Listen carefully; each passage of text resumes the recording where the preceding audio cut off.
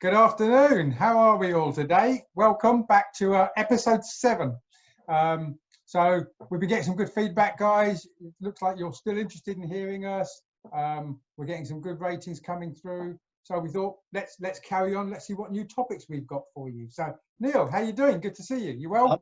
I'm doing great, actually. Thanks. Yeah, really good. Feeling pretty good today. Had a busy couple of days actually, doing a lot of coaching online. So I've been sitting in front of the screen a lot. And if my screen gets a bit slow, I noticed it was a bit slow earlier. That's because my wife's downstairs doing yoga and she seems to be using a ton of broadband up doing that. But how about you? Everything all right with you? Oh yeah, not bad actually. I'm just about to have a few days out actually. Nice to have a break. So I've got a few days planned. I'm going to be out of country. I haven't been out of country for 4 months. I mean, gosh, in our world, right, we're traveling all the time. So I'm going to be out of country for a few days. So yeah, looking forward to that. So here we are, episode 7. And Neil, we've got a guest with us again, right? So we had a good guest a little while ago, but we've got a new guest with us today. Yeah, so I'm delighted to welcome Ian Chappell onto the call. He's a good friend and colleague of mine. And the reason I wanted to invite Ian on is Ian's a retired superintendent in the Metropolitan Police, so a completely different type of leadership conversation than the ones we might normally have. So Ian, welcome. How are you doing? Thank you very much. Good to see you both again. Yeah, all good so far. And how are you feeling about being on a call about a discussion about leadership? I used to do some media work in the Met a long time ago, and it's taking me right back Is it? to that, which is a nervous experience. So you don't have to worry about trying to justify anything or explain anything to us, okay? So be careful about what you're saying. There probably won't be any comeback on anything you said. We don't know who's listening, Neil, right? No, that's true. Yeah, there'll be people going in and going, I recognise him. That's Chappell. Anyway, great to have you on. And you know, the topic of leadership is such a broad topic, and it affects so many different areas of life. And we talk about business a lot, but obviously in the police, it must be very different. I mean, just explain a little bit about your career, because it's worth explaining what you did and the different types of leadership role you have, just to give a bit of perspective to everyone. So in brief summary, 35 years as a police officer. You joined as a constable. I finished up as a superintendent. 2/3 of that was what we call borough-based sort of operational policing, sort of the normal 24-hour uniform stuff. And then towards the last third of my career, I moved into some specialisms. I was also a public order major incident commander. So you get involved in that throughout your career, and you have additional training to deal with that. So that's my career in a brief nutshell. But it's with leadership. Leadership starts the day you first, if you like, hit the streets as a PC. Okay. Because as soon as you arrive at an incident, you're in charge. Wow. So if you think about that, you know, so whatever it is, you've got members of the public there, you're the person who's got to arrive, take charge, and make sense of what's happening. Mm. So it's not leadership, it's not all about the managers, the bosses at the top. It runs right throughout the organisation. And that's the same in any business, really. Really interesting.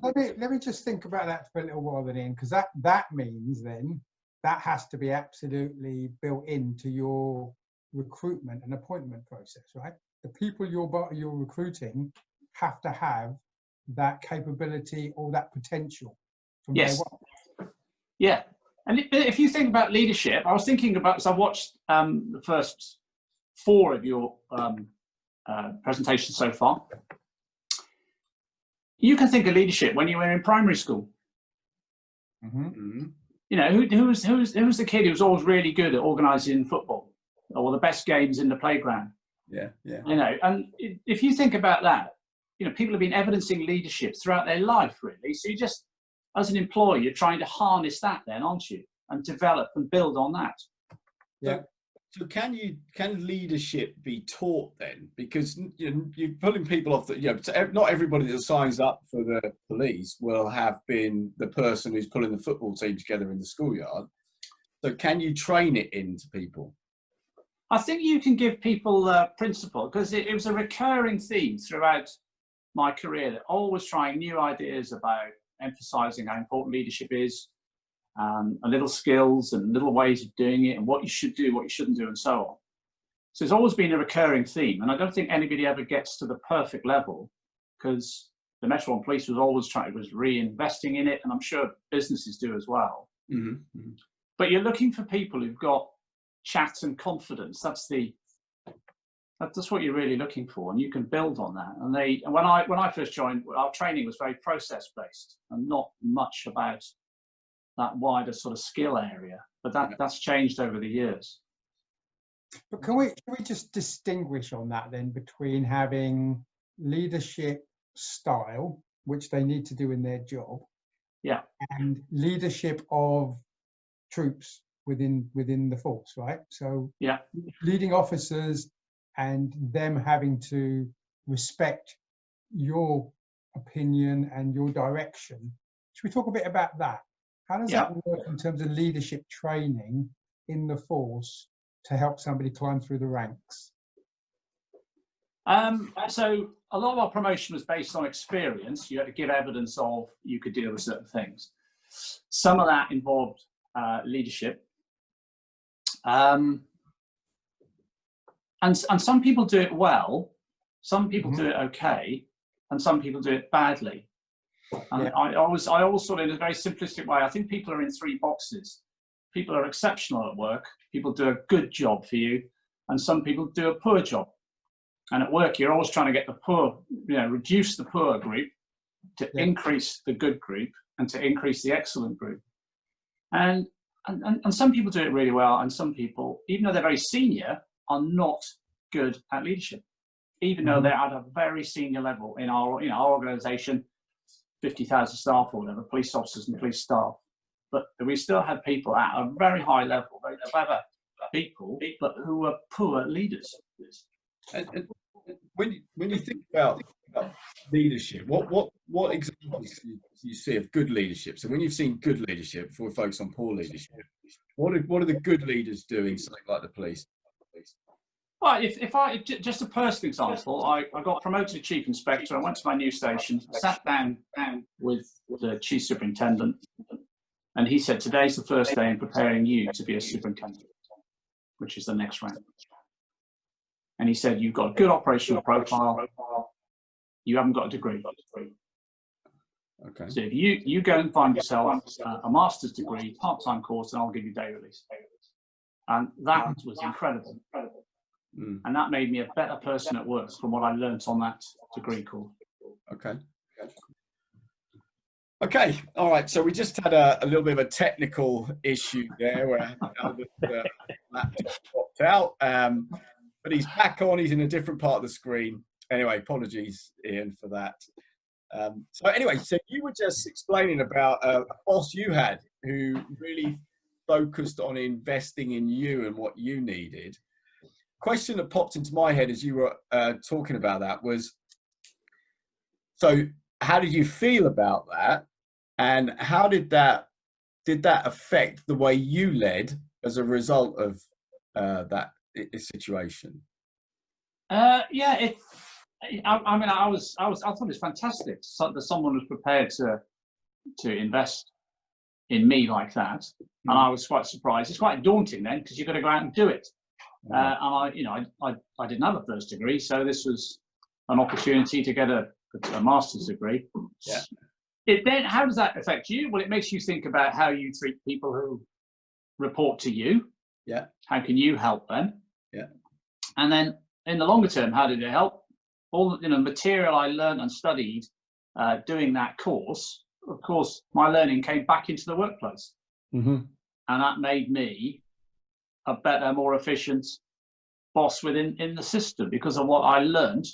And it was also that exposure to the external rather than internal police learning. I was now exposed in a university, in a class with more mature students, none of whom are from a police background. So you've got that interest there where you're drawing on other people's experiences as well. And I guess the thought that pops into my head is, so if a leader setting an example by the way he leads you affects your leadership in the future, that's a really so it's a really important part of leadership, is be aware that the way you lead will affect and shape the way your people lead when they get into leadership roles.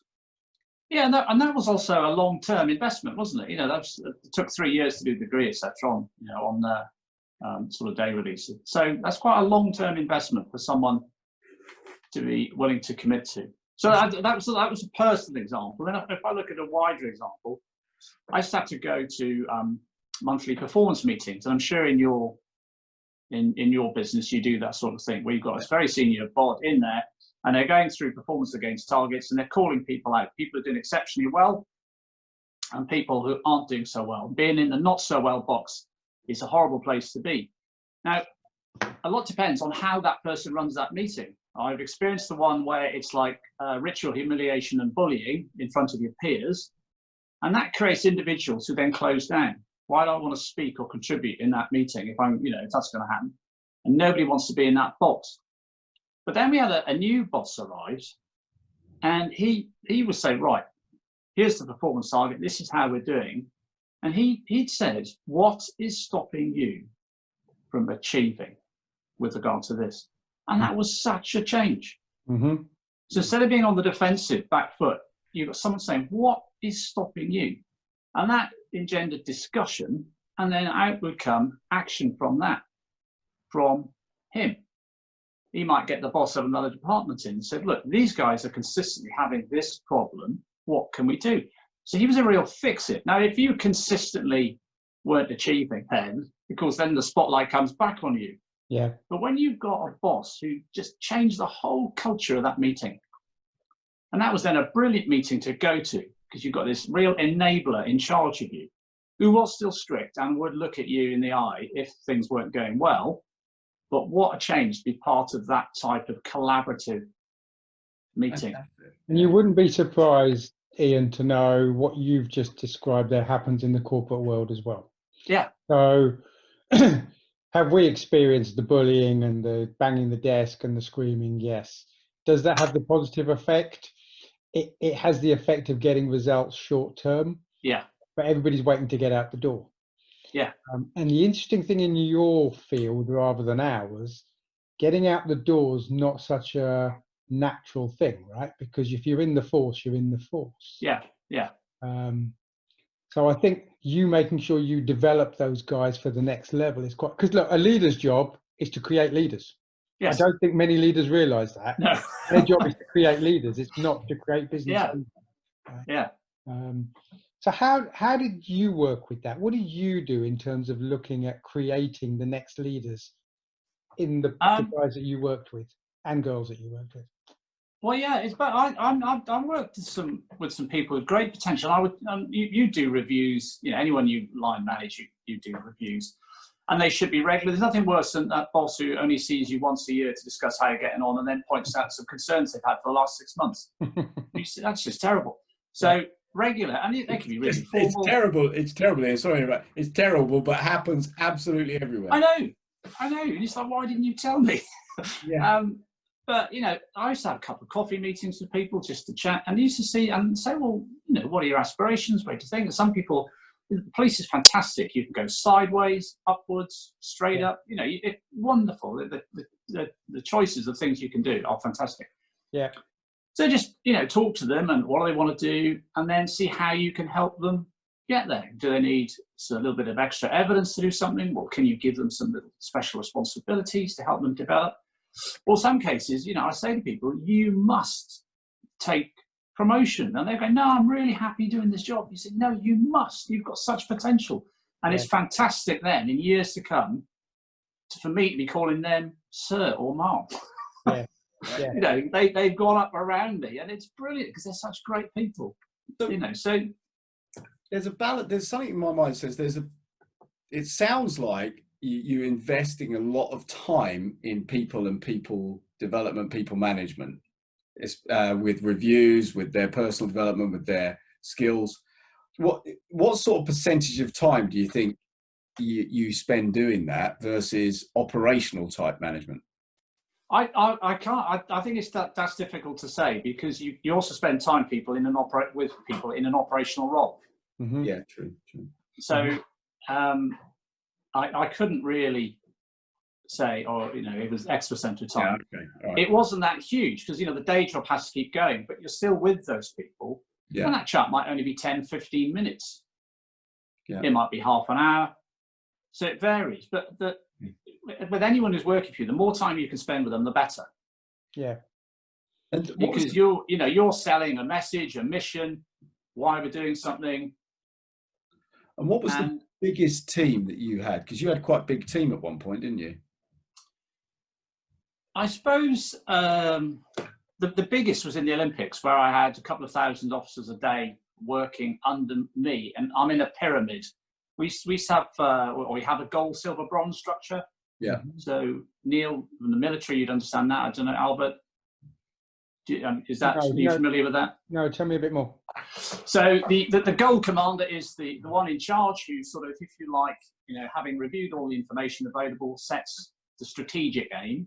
Mm-hmm. The silver then determines the tactical actions that support that, and then the bronzes are working to silver, and they could be on a geographical area delivering those tactics, or they could be from a specialism supporting that. And then you have the sub-bronzes who work to the bronzes and so on, and it works down in the pyramid. So I was on top of a pyramid with all the reserves, so all the public order officers and a lot of the specialisms supporting the policing of the Olympics in London. Right. Now that was quite difficult, because I'm based at headquarters in our control room. So my plan is being delivered by a big team of chief inspectors, who are the ones I see face to face.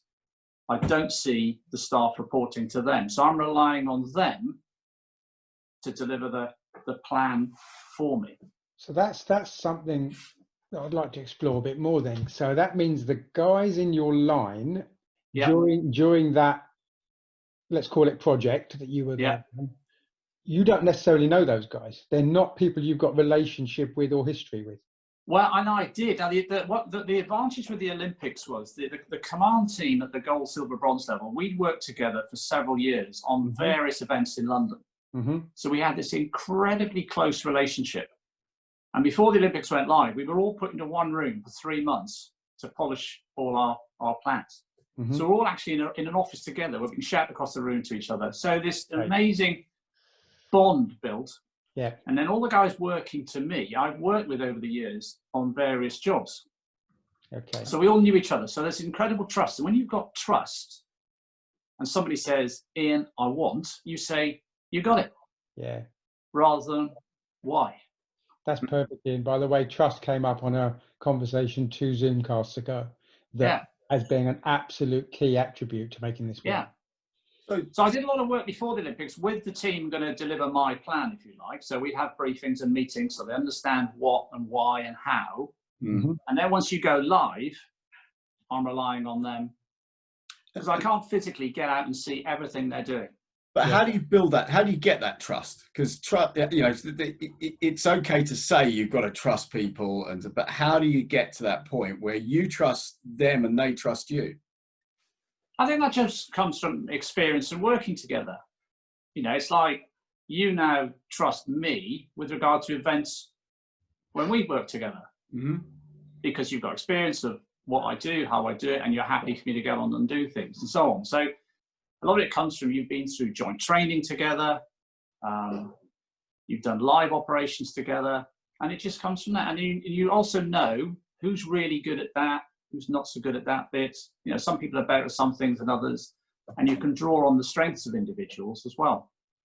So do you create an environment where people can, communicate effectively and something, and that creates trust in that environment? So are there things you do as a leader that embrace trust in an organisation? I mean, that's really hard off the top of my head. I go back, when I was the chief inspector, I had 5 civilian managers working to me all around the criminal justice portfolio.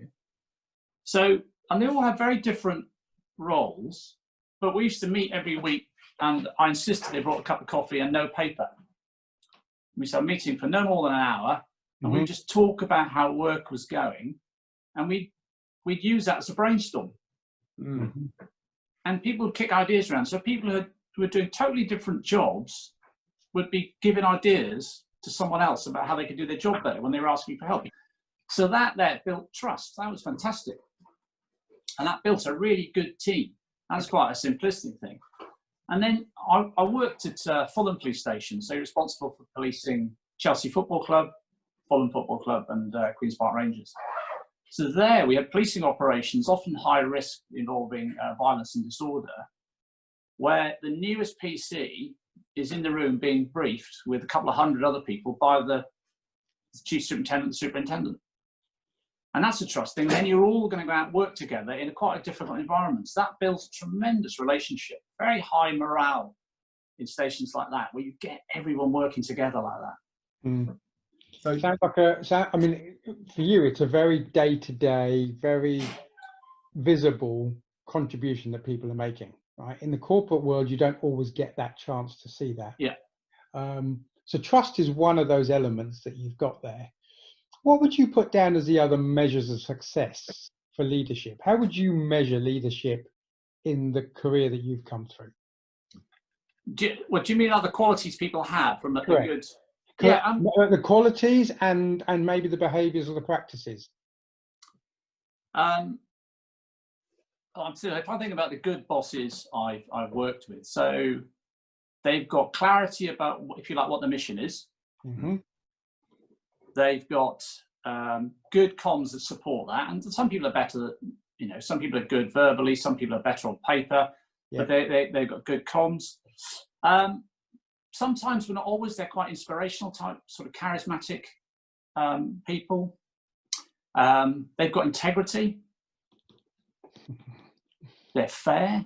I mean, I'll just go on a tangent. Imagine being on a very senior briefing by a very senior officer, hammering home the need for integrity in the police, and and you all know that individual's a married man who's having an affair. So how can that person stand there, and half your brain is thinking, there's a good message here. I've got to share that message with the team. But why is that person? So that's, so integrity and, fairness and consistency. If you've got an inconsistent boss, that's really difficult.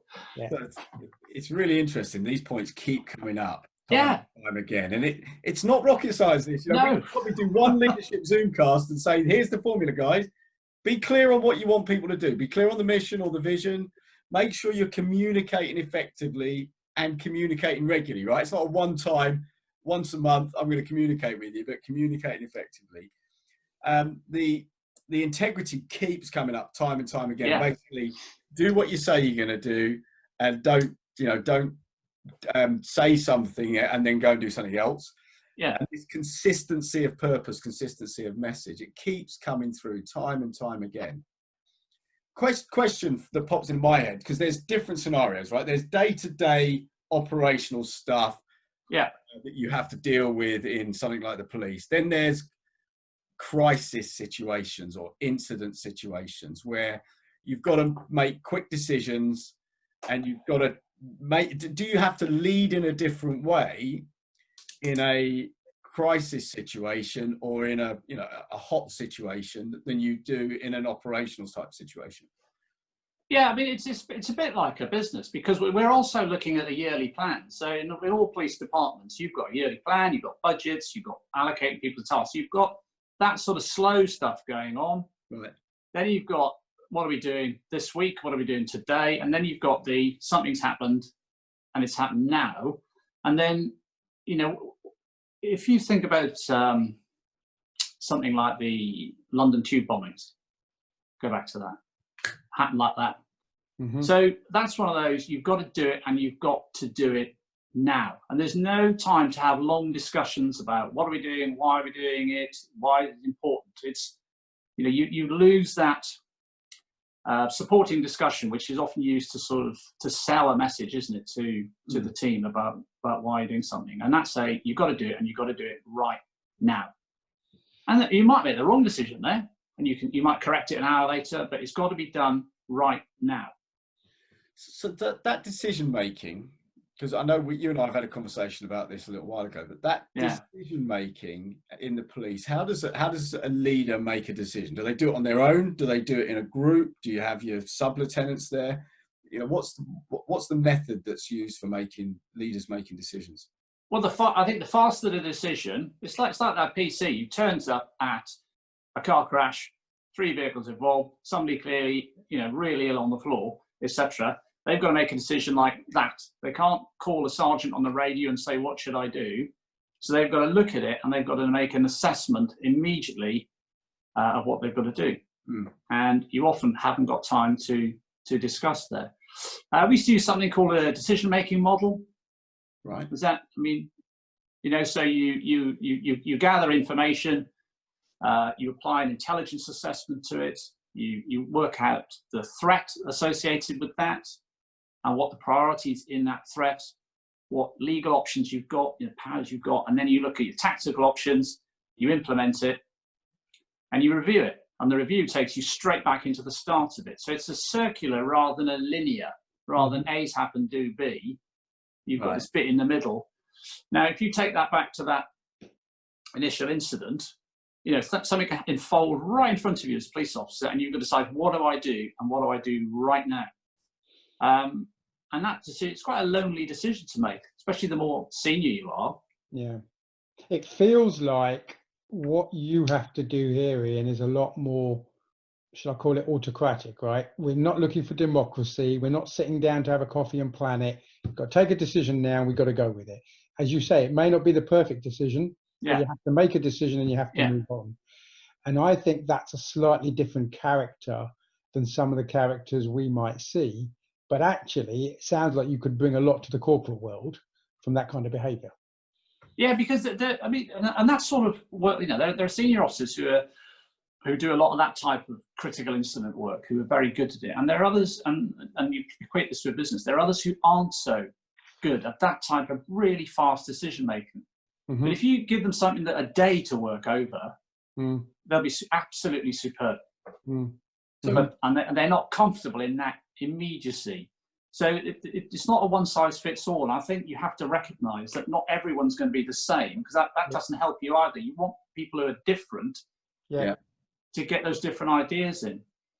If you think like the London tube bombings, you have the initial response from the police, ambulance, fire, straight to the scene and dealing with saving life, preventing harm, and so on.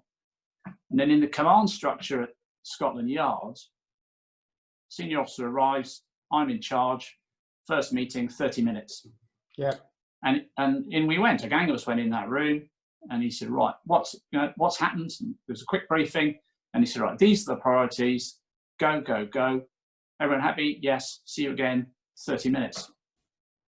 Action, back, see you in an hour, and so on. And it built like that. So it was still collaborative to an extent, but it's very much, this is my decision, this is what we're doing. Yeah. Thinking about that immediately, Neil, how are we doing on the time? No, I think we're okay, actually. So I'm whiffling. A couple of minutes, but there's something I want to really just capture from that, because of the point that is really valid, I think, in business. So for a PC to feel comfortable making a decision on the spot, or whoever is the most senior person, or whoever is the first person there, how do you create a culture where it's okay to make a decision at that moment in time, even if it's wrong? It's how you deal with people. That's a really good point, isn't it? Because if you've got someone who jumps down your throat when you made a decision that's gone wrong, what are you going to do next time?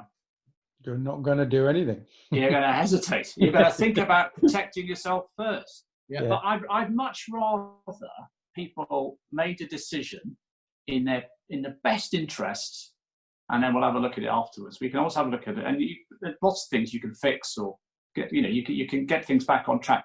But it's much better and say, right, why did you do that? And well, in the circumstances, I thought this was the best thing to do. Now, if the decision is so far off kilter, then you've got a problem with that individual. Yeah. But most people want to do their best in the circumstances. And that's part of the culture you create as an individual.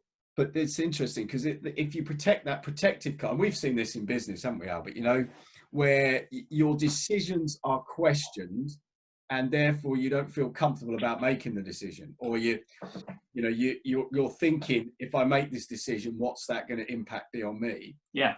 Yeah. It's okay if you're making all the right decisions all the time. No one ever says thank you for making the right decisions.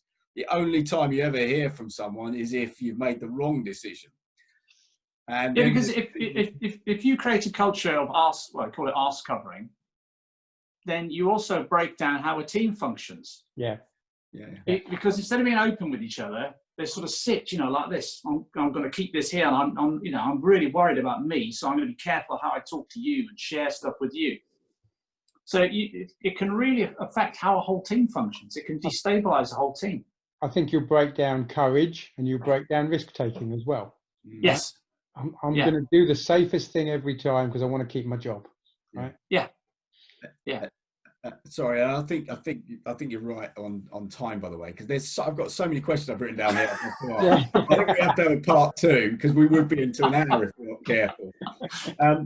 So, I mean, Albert, is there any one last question you think would be? No, I'm good because I know you've got your killer question that you like to ask. And well, okay. Well, so the question I like to ask at the end of these kind of conversations is, if you could be asked any question on leadership, what question would you like to be asked?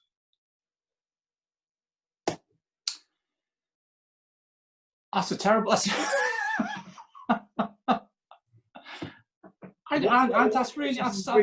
such a huge subject. It's so, I've made some notes for this conversation. I love those notes.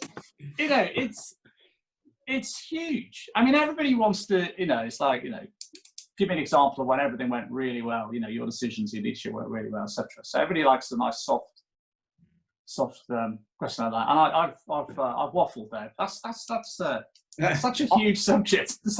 I would say then, Ian, from all those wonderful notes you've got there, is there anything there that we haven't covered that you'd really want to get to the audience, right? Good point. So I mean, well, there's lots of little. I've got lots of little stories on there, but I think you covered it earlier. It's not rocket science. It's all about how you apply that. Mm-hmm. And we've all, we're all sort of experienced, and we've all worked with people who just apply it really well. Some people excel in how they do it, and some people are just awful. And their behaviour in some way, is it nervousness sometimes, uncertainty, lack of confidence? Yeah. They behave in a way that is destructive to an organisation. Yeah. Well, that would be a good question to ask. Actually, is why are some people like that? And but we'll pull it together there. But the consistent point that keeps coming through, I'll just say it again so that people who are listening to this can pick it up, is being clear on, good leaders are clear on the mission, clear on what's needed. They communicate regularly, and their regular communication, they're consistent. They have integrity, throughout what they do and what they expect from their teams. And the last point I made down here is about decision making, enabling decision making, and letting people take risks. That's it. If you add delegation or enabling, that ability to say to someone, right, you get on with that, and you come and let me know how you're getting on. That ability to delegate. Albert, any other final? No, look, I mean, the last point for me is just to thank Ian, right? I mean, I'll hand back to you to close off, Neil. But Ian, thank you. And there's a reasonable chance we might have to get you back on again, because if we've got a very specific topic, there might be some things you want to drill into. All I would say as I close is the similarities between what you did and what your teams did is so close to the corporate world. Yes. It just comes at it from a slightly different angle. But I'm actually very surprised myself as to how close it is on what you've taken us through. So thank you very much for your time. I appreciate. No, it's good to see you both. Thank you, Neil. I'll leave you to close. Okay, I'll do the quick the marketing close. So if you could subscribe or give us a thumbs up below, please, in the YouTube channel. Podcast is available on Spotify and all the good podcast sites, so you can listen to this while you're driving. Any feedback you've got, any input you've got, please give us comments and feedback. It's great to get that. Any ideas for other episodes? But thank you for joining, and thanks for the feedback. And Ian, great to see you. Thanks for all your time. Thank you. Cheers, both. All right, take care. See you later.